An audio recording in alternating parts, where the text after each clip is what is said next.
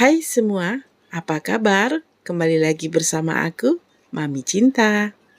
Nah, di video kali ini aku membuat gado-gado ala rumahan. Ini rasanya enak banget. Cara pembuatannya sangat mudah dan gampang sekali ya. Penasaran tentunya bagaimana cara aku mengolah sayuran menjadi gado-gado yang enak?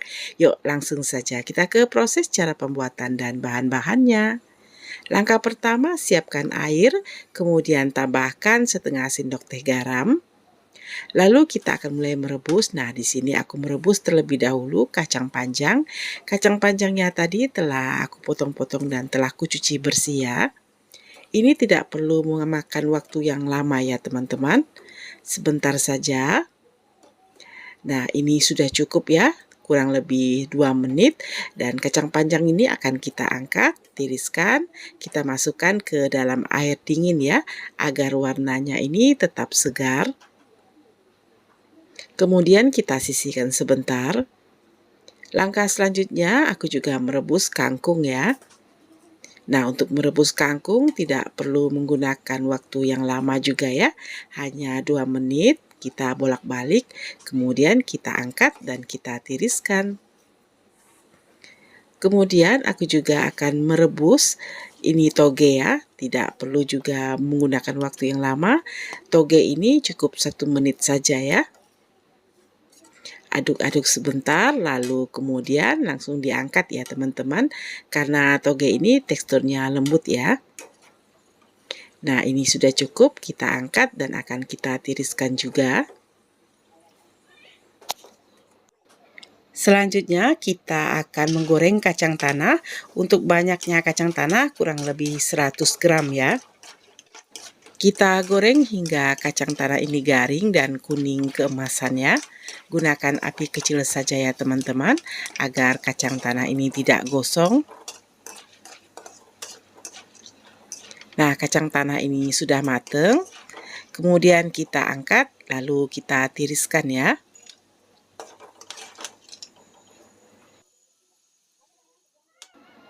Selanjutnya kita akan goreng bawang putih dan juga kemiri. Untuk bawang putih aku gunakan 2 siung dan kemirinya aku gunakan sebanyak 2 buah. Nah, kita aduk-aduk dan kita goreng hingga berwarna kuning keemasan. Nah, ini sudah mateng, kita angkat dan kita tiriskan ya. Lanjut kita akan membuat saus kacang tanah. Masukkan 5 buah cabai rawit, tambahkan setengah sendok teh garam, seperempat sendok teh penyedap rasa, lalu masukkan setengah sendok teh terasi yang sudah digoreng atau dibakar ya. Tambahkan sedikit kencur, lalu masukkan kemiri yang telah digoreng dan juga bawang putih yang telah digoreng tadi ya.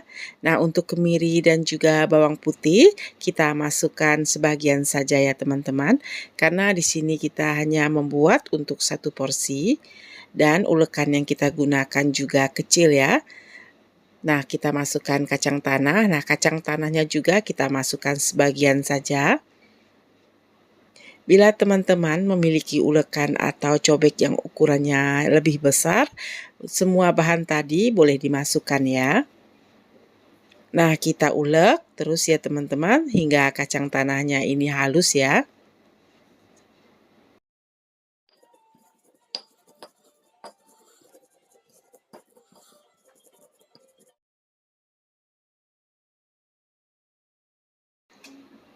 Nah, tekstur dari kacang tanahnya sudah sedikit halus ya.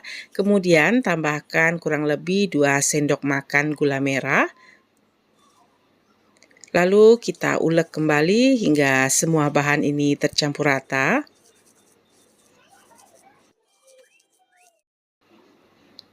Nah, ini ulekannya sudah cukup berat ya teman-teman.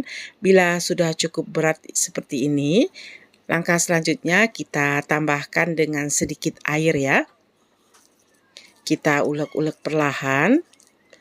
Nah, untuk menambahkan airnya ini sedikit demi sedikit ya teman-teman, agar tingkat kekentalannya ini dapat kita sesuaikan.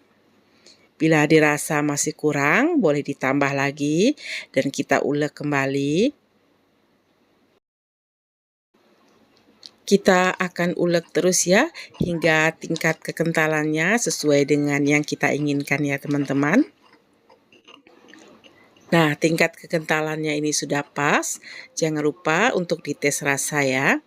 Selanjutnya aku tambahkan setengah buah perasan dari jeruk lemon ya, atau jeruk nipis boleh juga. Atau bila teman-teman menginginkan ada asam yang lebih tajam, boleh digunakan dengan air asam jawa ya, disesuaikan dengan selera. Kemudian kita akan masukkan tahu terlebih dahulu ya. Tahunya ini kita potong-potong.